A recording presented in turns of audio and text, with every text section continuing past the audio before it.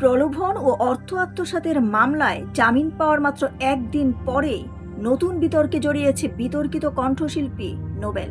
জামিনের শর্ত ভঙ্গ করে পুনরায় মারধর ও শারীরিক হেনস্থার অভিযোগ উঠেছে তার বিরুদ্ধে। বৃহস্পতিবার ঢাকার চিফ মেট্রোপলিটন ম্যাজিস্ট্রেট আদালত প্রাঙ্গণে সাংবাদিকদের সামনে এসব অভিযোগ করেন মামলার বাদী আরান্নিয়া শবনম রোজ অনন্যা।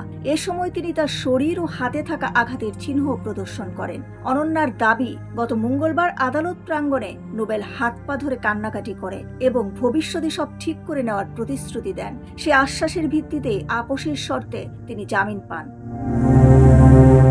তবে অভিযোগ অনুযায়ী জামিন পাওয়ার পরই পরিস্থিতি পাল্টে যায়। অনন্যা জানান, মামলার ক্ষোভে তাকে বাসায় নিয়ে সারা রাত মারধর ও শারীরিক নির্যাতন করা হয়।